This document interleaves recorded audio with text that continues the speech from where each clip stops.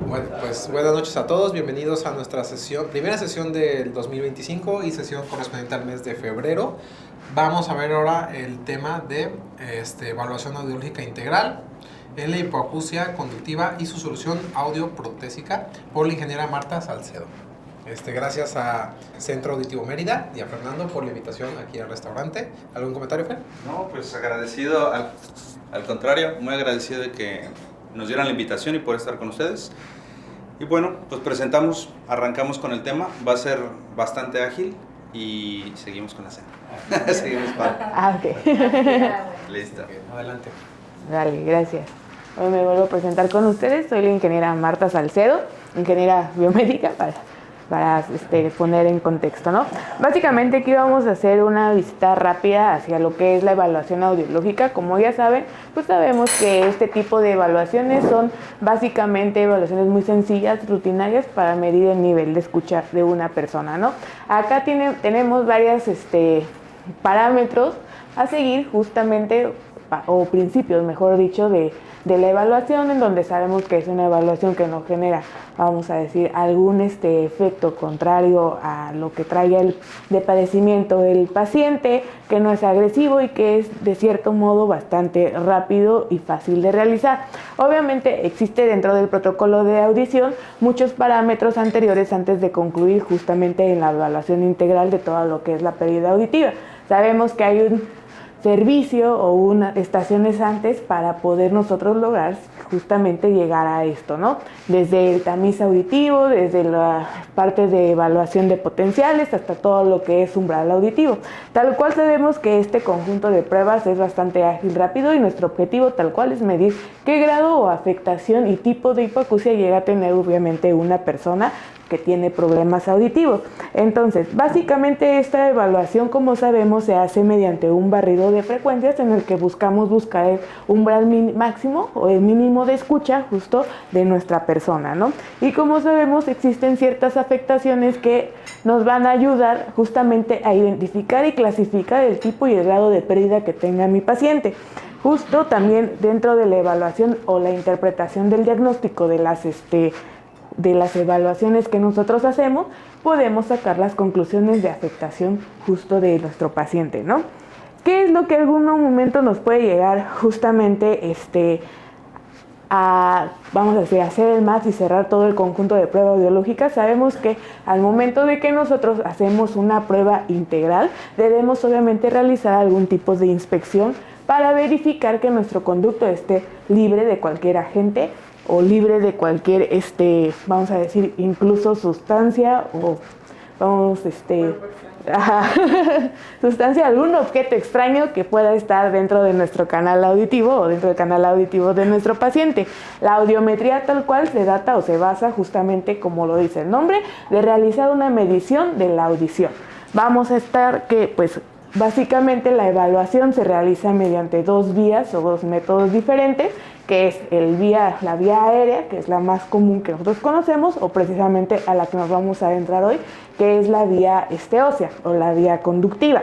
También sabemos que existe en algún momento dentro del protocolo de evaluación justamente la medición de la capacidad del tímpano o de todo lo que es oído medio, ¿no? En este caso caemos a lo que es la impedanciometría y cómo se comporta el flujo dentro del canal auditivo, y también algunas otras, vamos a decir, órganos sustanciales que sabemos que están dentro de oído medio, como son la trompa de Eustaquio, ¿no?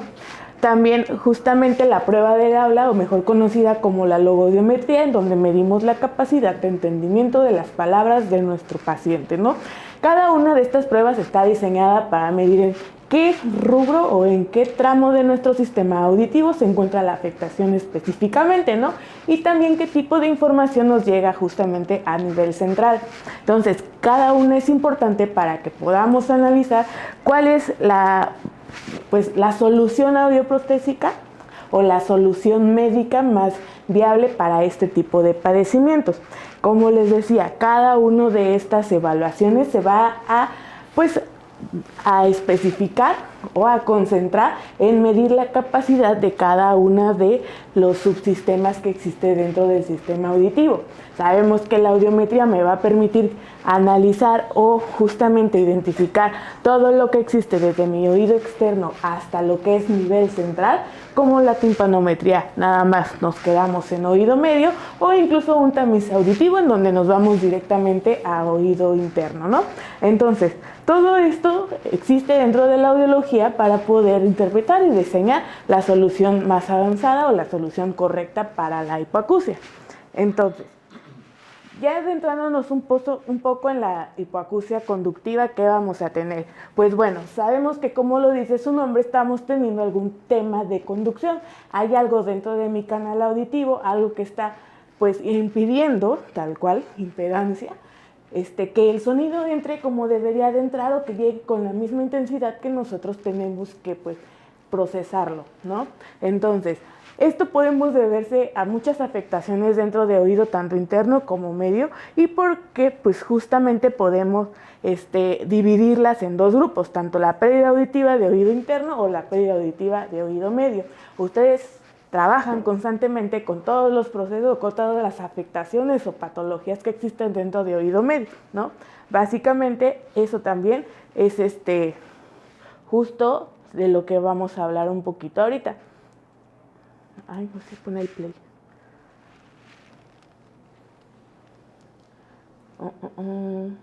A ver, permítanme. Ahí está. Entonces, ¿qué es lo que vemos? Cuando estamos hablando de vamos a decirlo así, de una estimulación de sistema auditivo, sabemos que las ondas entran con cierta intensidad y cierta frecuencia dentro de nuestro canal auditivo y qué condiciones o beneficios naturales que tiene el conducto nos va a permitir amplificar ciertas ondas o ciertos sonidos. Entonces, toda la afectación que nosotros podemos llegar a encontrar, como les decía, dentro de oído medio, es lo que va a impedir que toda la señal completa realmente entre como debe de entrar dentro de nuestro sistema.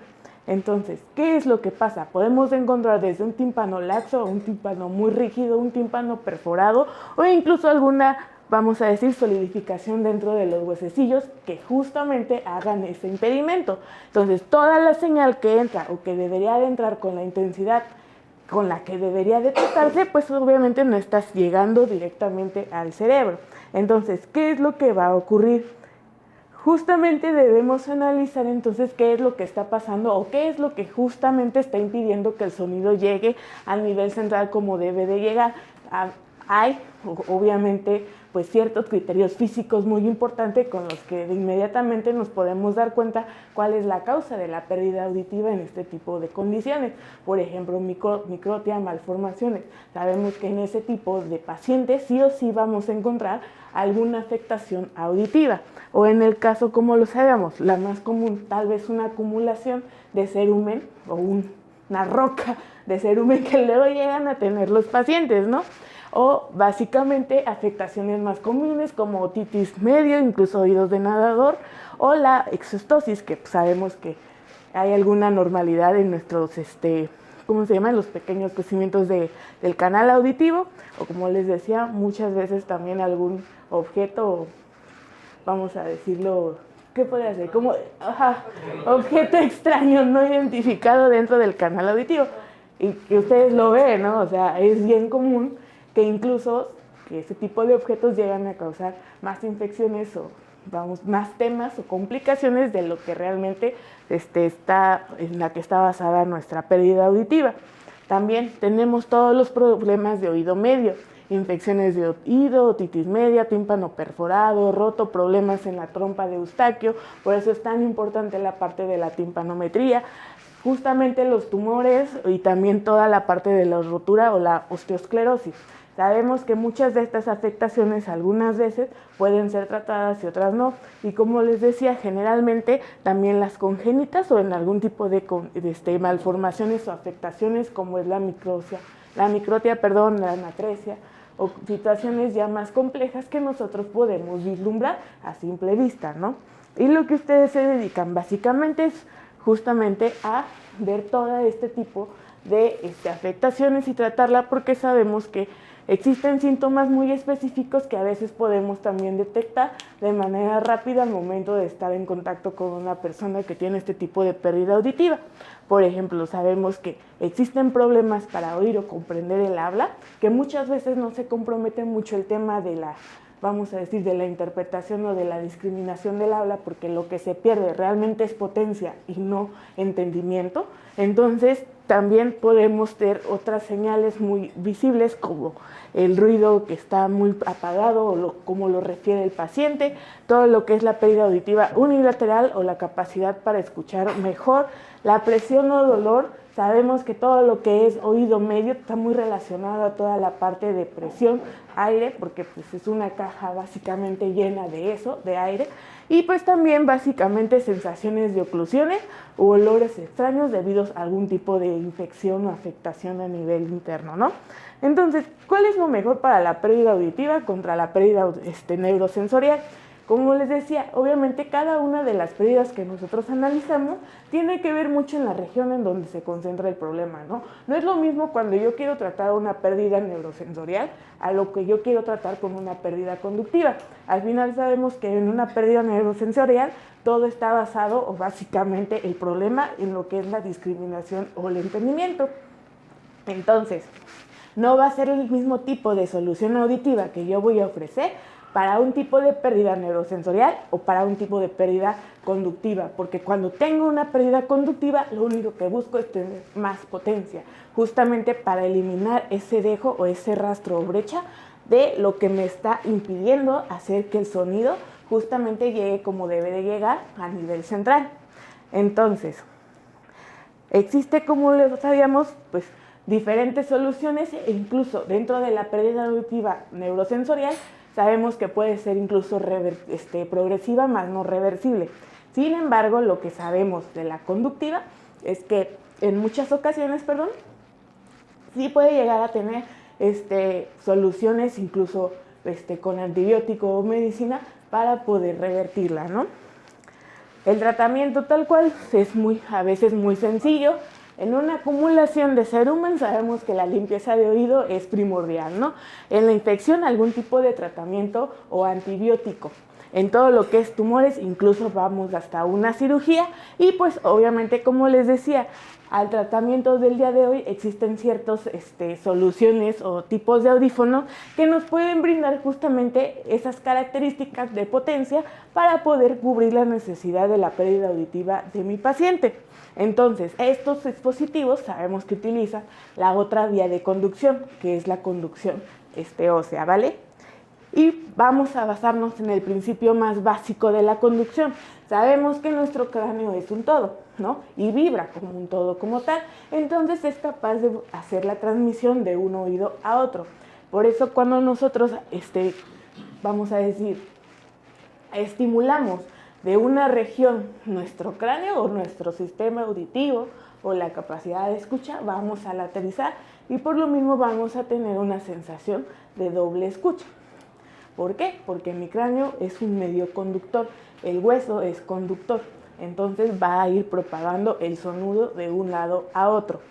¿Qué es lo que pasa? Obviamente hay ciertas consideraciones para cuando nosotros decidimos hacer una adaptación para pérdidas auditivas conductivas. Una de esas condiciones es básicamente lo que es los umbrales de conducción ósea simétricos. ¿Qué es lo que pasa? Y muy comúnmente justo caemos tal vez en el error, tal vez de la adaptación doble o bilateral. Siempre para poder hacer una adaptación bilateral es necesario justamente seguir este parámetro, porque, insisto, si nuestro cráneo vibra como un todo, obviamente al nosotros hacer una adaptación bilateral que no corresponde bajo este criterio, pues vamos a crear una sombra de escucha, lo cual no nos va a permitir justamente pues dar en el clavo o dar en la solución que buscamos para nuestro paciente. Entonces, también algo bien importante, cuando hablamos de un dispositivo de conducción ósea para mejorar básicamente este tipo de pérdida auditiva, hay que ser muy puntual en que solamente va a servir o que solamente van a ser candidatos todos aquellos que padezcan pérdida auditiva neurosensorial y pérdida auditiva mixta. La parte de conducción ósea no es la más adecuada para una pérdida auditiva neurosensorial. Insisto, cuando... ¿Mande? Es que dijo neurosensorial, pero es conductiva, ¿no? ¿Sí? Perdón. Los candidatos para pérdida conductiva tienen que ser aquellos que muestren o tengan un umbral justamente morfológico, conductivo y mixto. Neurosensoriales nunca, porque insisto, no tenemos problemas de entendimiento, solamente de conducción y potencia. Entonces, una de las partes también primordial para que nosotros podamos hacer una buena candidatura o selección también de un dispositivo óseo, pues básicamente va a depender mucho de la logoaudiometría. Porque cuando nosotros tenemos nuestro estudio de logoaudiometría podemos alcanzar a ver que nuestro paciente puede llegar a tener un 100% de aciertos dentro de la evaluación. Sin embargo, vamos a encontrar que ese 100% se va a ver recorrido en intensidad, porque, insisto, requerimos potencia, requerimos volumen para que él pueda escuchar, más no está perdiendo el entendimiento. Por eso sí va a lograr su 100% acertado de palabras o de discriminación, porque lo único que hacemos es incrementar la intensidad. Entonces, básicamente los auditivos tradicionales contra lo que es la audición, los auditivos óseos, lo único que tienen de diferencia es la capacidad de potencia que me pueden llegar a dar. ¿Por qué? A pesar de que los dispositivos auditivos ahorita tienen cierto arreglo para poder brindar esta necesidad en potencia al hacer una adaptación ósea, no quiere decir que al final nos puedan dar ¿cómo decirlo? No quiere decir que al final no puedan superar, vamos a decirlo así, la barrera que existe naturalmente entre aire y hueso dentro de la estimulación auditiva. Entonces, ¿qué pasa? Perdón, me adelanté a esa parte, ¿no? Como podemos ver, siempre, por ejemplo, en nuestra pérdida, en nuestra logoaudiometría, en este caso, por ejemplo, la B, es muy similar a una logoaudiometría normal, porque insistimos, a pesar de que tenemos un 100% de aciertos, en donde mi paciente es capaz de distinguir todas las palabras que le estoy diciendo, aún así yo requerí más potencia o más intensidad de volumen para que él entendiera. Eso básicamente también hace candidato a cualquier persona de una adaptación de conducción ósea. Entonces, en la actualidad o en el mercado vamos a encontrar este tipo de dispositivos en donde lo que hacemos es conectar de un lado un vibrador que literal, si volvemos, la vibración sigue siendo sonido, va a estimular la parte afectada en cuestión de la audición de mi paciente, y el otro va a servir como un micrófono receptor. Ese micrófono de receptor va justamente a enviar o transmitir esta señal con la potencia requerida para hacer vibrar el vibrador y que el vibrador sea capaz de transmitir toda esta información. Ahora, volvemos a lo mismo. ¿Qué es lo que tengo como transmisión de sonido en una cinta o en una diadema ósea? Todo lo que viene de parte del oído sano es en donde yo voy a colocar el auxiliar auditivo.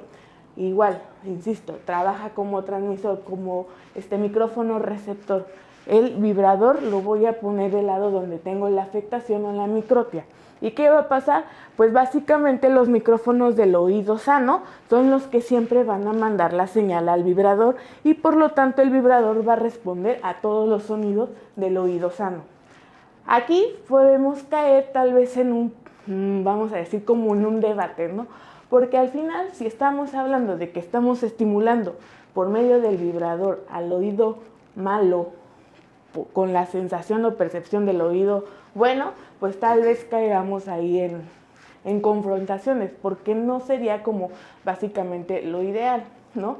Sin embargo, es una técnica que al día de hoy nos funciona y funciona bastante bien, y sí existen mejoras sobre el uso y la candidatura de este tipo de pacientes sobre esta estimulación.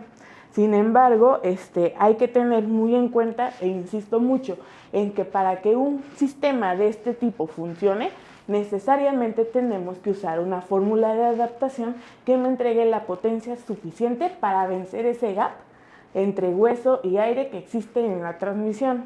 Entonces, las fórmulas más acertadas para que nosotros podamos justamente adaptar este tipo de dispositivos va a ser a través de una fórmula de adaptación DSL, que es la que más potencia me prescribe en general en cualquier, vamos a decir, marca de auxiliares auditivos, porque se dedica justamente a eso, a entregar pura potencia, ya sea en su fórmula de adaptación para pediátricos o adultos, o las que tal vez siguen, que sería la ANAL 1 y la ANAL 2, que en donde me da mayor potencia es sobre las frecuencias del habla. Entonces, esas serían las 3 prescripciones o fórmulas de adaptaciones para que nosotros podamos lograr mejorar o incrementar justamente la percepción auditiva en cuestión a la vibración. Sin embargo, obviamente, este tipo de fórmula lo que me permite llegar es justamente a la adaptación aérea. ¿Qué es eso? Que yo cuando esté justamente adaptando mi sistema auditivo o mi sistema óseo, lo que voy a hacer es seguir adaptando mi auxiliar auditivo al nivel aéreo pues justamente de mi oído sano. Entonces, no sigo todavía teniendo tanto en cuenta el nivel óseo o el nivel de umbral que tenga justamente la pérdida auditiva ósea, porque son justamente fórmulas basadas en amplificación mediante vía aérea. Sin embargo, por ejemplo, la DSL sí considera lo que es un cacho o un dejo, un sesgo de lo que es los umbrales de vía ósea. Pero al día de hoy son las que son consideradas al momento de prescribir algún tipo de esta solución auditiva, porque son, insisto, las que más potencia me dan. Sin embargo, sabemos que en el mercado existen otro tipo de dispositivos implantables que pueden incluso llegar a tener un poco más de funcionalidad dentro de este tipo de adaptaciones. Tenemos dispositivos bajas que pueden ser supercutáneos o subcutáneos y que sabemos que la amplificación o la estimulación es directamente anclada a hueso, ¿no? Lo sabemos y que aquí, si te das cuenta, la anatomía justamente de estos dispositivos, aquí sí es analizar y amplificar dentro de la vía ósea y dentro de la aceptación o dentro del rango de escucha del auxiliar, del oído afectado. Entonces, por eso es que aquí contienen los micrófonos y el mismo vibrador, porque ahí sí estamos atacando la parte que es la afectada y vibrando en la potencia sobre las frecuencias y todo lo que se encuentra dentro de ese haz de afectación. O como este tipo de dispositivos que sabemos que nos entregan un poco menos de potencia, sin embargo siguen estimulando toda la parte del mastoide. O algo más ya invasivo, como son los implantes de oído medio, que nos van a ayudar también a generar la misma actividad, o incluso hay alguno en el mercado que está bien padre, porque ahí lo que hacemos es literal el bone bridge, anclar al huesecillo, ¿no?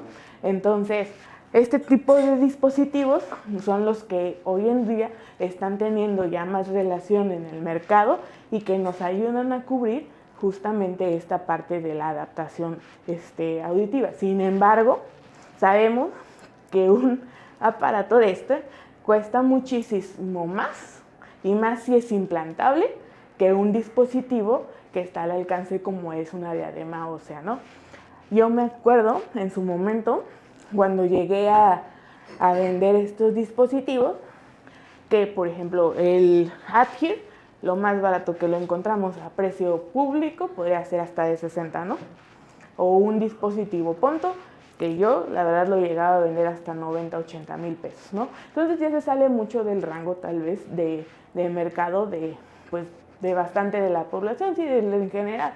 Por eso es que aún en estos tiempos la alternativa igual, tanto confiable como segura incluso, porque sí también existe mucho sesgo, ¿no? Y todas las intervenciones quirúrgicas tienen ciertos, vamos a decir, eventos o ciertos criterios que tenemos que cuidar para que sean exitosas, pues al día de hoy lo menos invasivo que podíamos tener es justamente un dispositivo de diadema ósea con un vibrador convencional, como hoy en día se puede vender en muchos de los, en muchos de los gabinetes, por ejemplo, ¿no?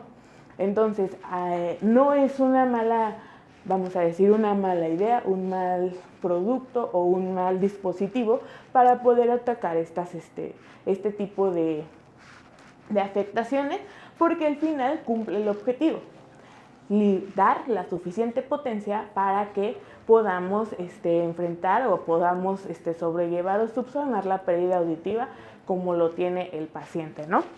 Y pues a mí literal, así como un poquito de experiencia que me tocó en algún momento por parte de Sedena, pues las complicaciones que lleva este tipo de dispositivos sí es bastante grave, ¿no? O sea, una vez que estábamos en cirugía y no sedaron bien al paciente y estábamos ahí en media torneada cuando pues empezó a despertar, ¿no?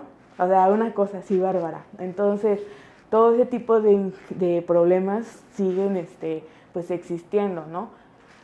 Entonces, pues, básicamente, a pesar de que estos también, algunos, por ejemplo, como los de arriba, pueden ser tanto anclados como dispositivos en diadema, pues al final la conducción y el sistema sigue siendo el mismo, ¿va? Entonces, no sé si tengan alguna duda respecto a esto. ¿Ya lo tienen? Sí. ¿Ya lo Sí. tienen?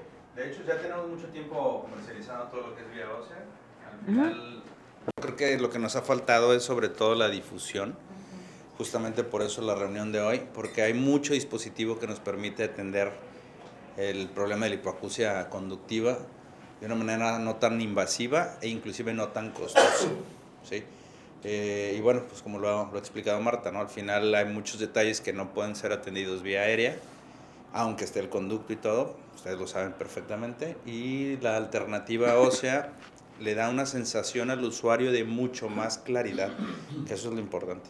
Sí, al final lo que necesitamos es estimular bien el nervio auditivo, que no se pierda esa conexión oído-cerebro, y fortalecerlo a través de estímulo, ¿sale? Entonces sí contamos con un portafolio amplio de los dispositivos, ¿vale?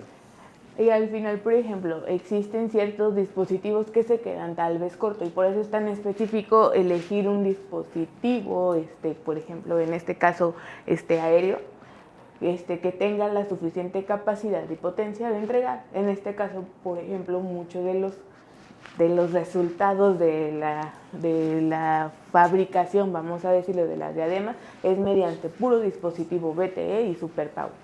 No hay más. O sea, quien les quiera tal vez vender algún dispositivo o una diadema de este tipo con un BTE de mucha menor potencia no le va a dar y no les va a ser suficiente.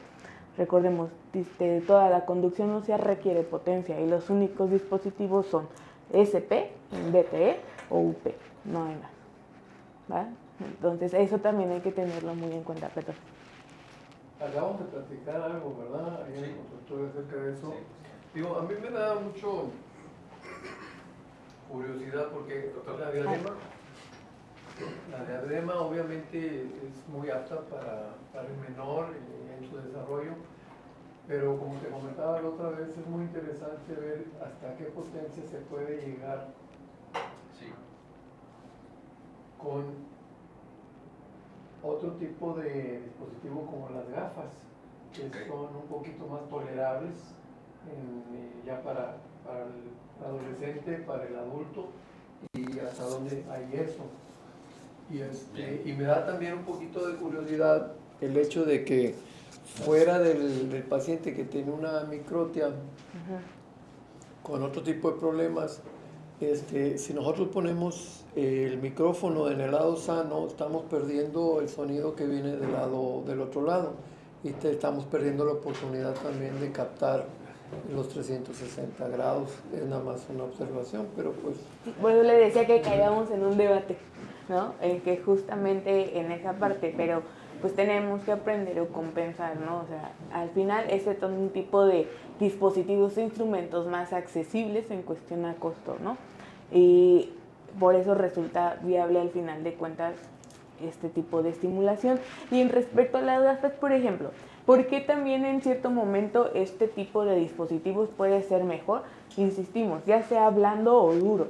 Lo que le tenemos que hacer es permitir al dispositivo, al vibrador, estar siempre en contacto con el hueso para poder estimularlo. Entonces, un dispositivo como las gafas, pues no queda tan justo, vamos a decirlo así, o tan...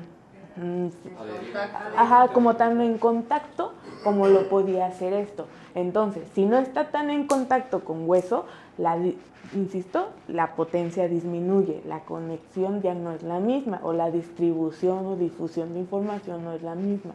Por eso, aunque existen ese tipo de estimulaciones como en las gafas, siguen siendo aún no tan recomendables, porque no existe un criterio de pues que nos deje ahí tiesa, o sí, nos quede tiesa la dispositiva. Cuando nos ponemos los lentes y nos aprietan, te duele la cabeza. Lastima.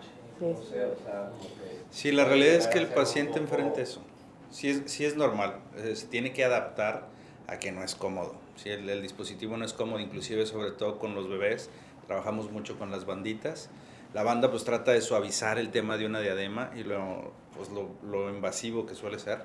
Sin embargo, la conducción ósea siempre va a ser incómoda.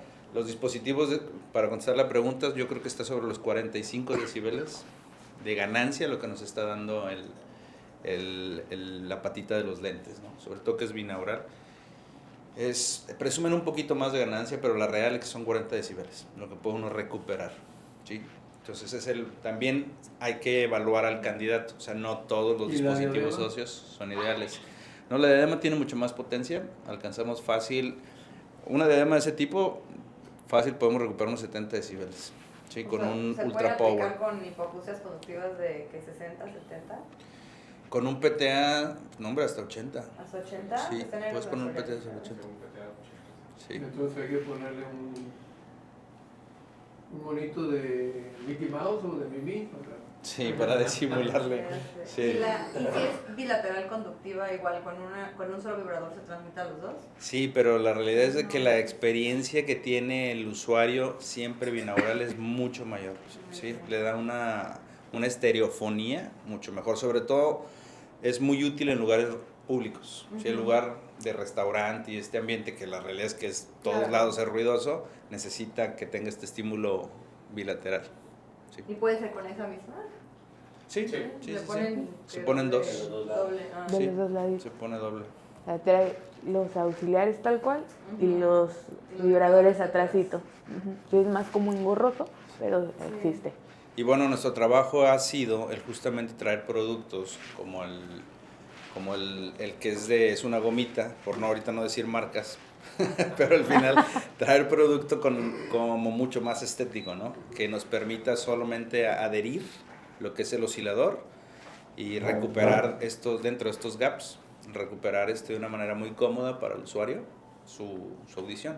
Estos de goma pues son mucho más prácticos y el trabajo que tiene Centro Auditivo Mérida es traerlos a un precio mucho más accesible. Ahorita ya nos platicaba Marta que están sobre los 70, 75 mil pesos, entonces lo estamos consiguiendo sobre los 55. ¿Y estos? Sí. Entonces ya es una gran oportunidad que estamos dándole a mucha gente. Digo, sigue siendo una cantidad razonable, pero pues pueden acceder de una manera más sencilla. Ya como comercial, ya que estoy en esto, pues, manejamos una financiera, ¿no? Entonces tenemos financiamiento para todos sus pacientes en el que podemos apoyarles. El mismo costo, no hay interés. Si es el mismo costo, pueden ir ellos avanzando con este tema.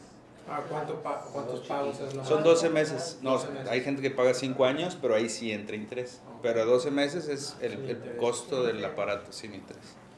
Sí, estos pacientes que llegan y pues no tienen tarjeta de crédito, se les apoya. Sí, con esto. Sí. ¿Sale?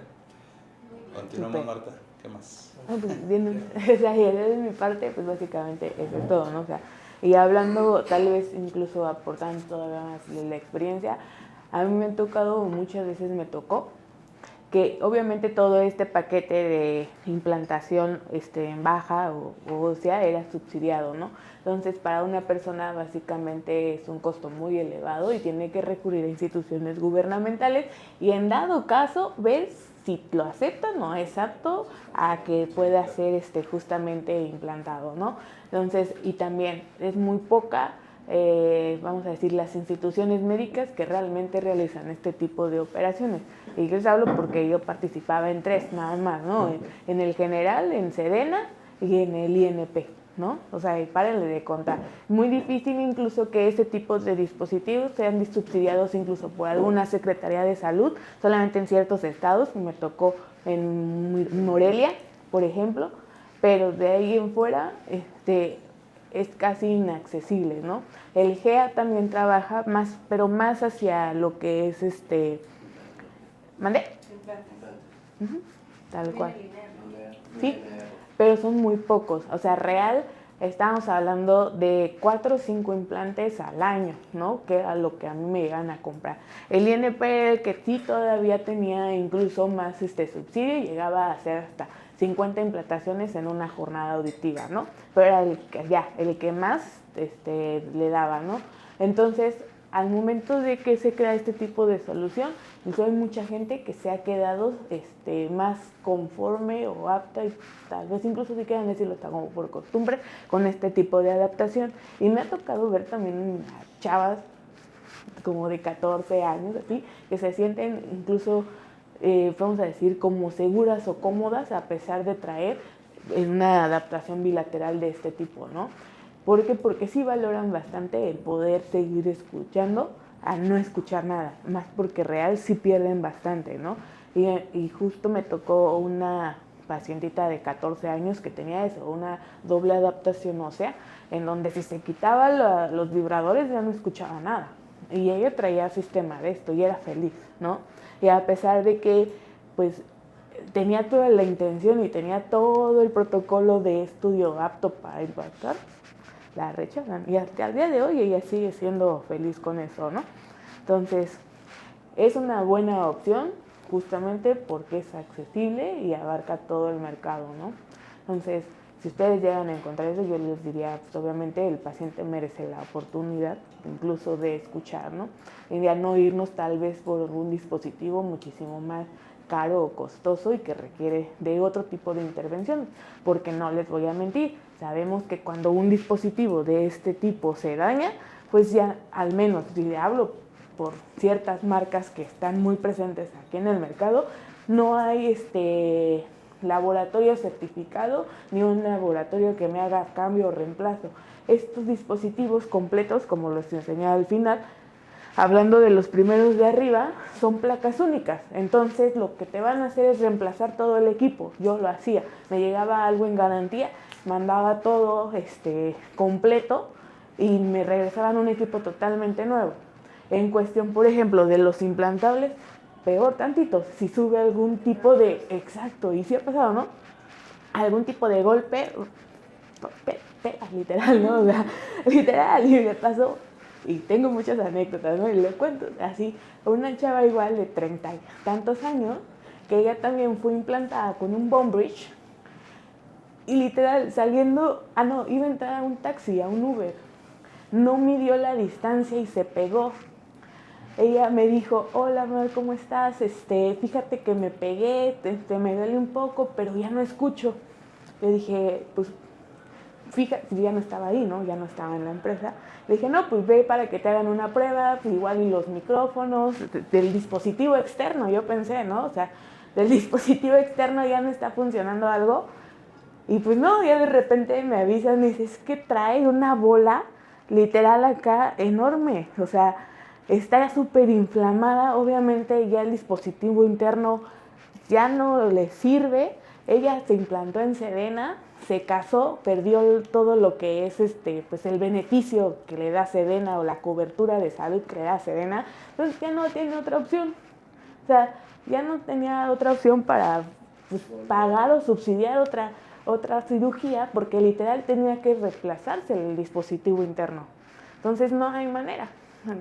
Y al final pues ya tuvo que recurrir a un sistema pues más convencional, ¿sí? Y eso ya se le va a quedar ahí adentro, no le va a pasar nada, sabemos que es biocompatible, ¿no? Pero o sea, fue un descuido. Y me dijo, es que a mí no me pasó nada. Ya cuando me mandaron las fotos y el chipote que traía, dije, eso no te pasó nada. O sea, y haciendo un abrir y cerrar de ojos, más de 1 millón de pesos lo perdió. No. Literal. Porque eso es lo que vale, ¿no? Igual que un coclear, casi, ¿no? Ah, yo sí, básicamente. Por ejemplo, toda esta parte de aquí, el coclear, como es interno, básicamente el precio tanto es de lo interno y del externo. Aquí estamos hablando casi, por ejemplo, que es el bone, es no es bone bridge, es el otro. ¿Mande? El baja son los de arriba, estos dos, son anclados a hueso y ya puede ser. Hay unas invasivas como las operaciones Smith, que nada más son más rápidas y es atornillar a lo que es el cráneo, ¿no?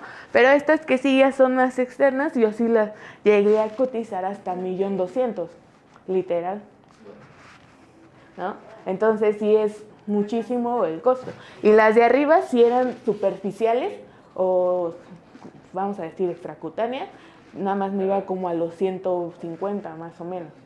Si ya requerías la operación para anclaje, ya los vendíamos más caros, ¿no? Pero pues obviamente son muchísimo más sensibles, no hay reparación, muy pocos, en aquel entonces otorrinos los entrenábamos ahí en Sedena o algo, para que siguieran justamente las técnicas de fabricante, y pues si ya nos vamos a estos que son más específicos, pues peor, ¿no? Entonces todo lo que conlleva toda una implantación del sistema óseo que sea operable es muy costoso y requiere obviamente de siguiente todo lo que sigue de pues tanto cuidado como de seguimiento también en audiólogo, ¿no? O sea, entonces sí se vuelve algo a veces hasta incosteable, ¿no? O sea, si no era porque entraban justo para beneficiario en alguna institución pública, o sea, me hubiera quedado sin trabajo yo creo, porque literal solamente hubieron como 1 o 2 pacientes que sí pudieron, ¿no? Y pues real, esto es lo que salva mucho, e incluso bebé, a pesar de ser la diadema rígida, como dice Fernando, es lo de hoy, ¿no? O sea, existe ya también la diadema suave que me va a ayudar a minorizar esa incomodidad o a evitar algún tipo de deformación en cráneo, ¿no? Sí, con la bandita trabajamos bastante bien. Listo, pues vamos a... Agradecemos. Gracias. Muchas gracias a la ingeniera Marta. Y bueno, vamos a pasar a cenar y nos vemos el próximo mes para la siguiente sesión. Tengo más historias si quieren, ¿eh?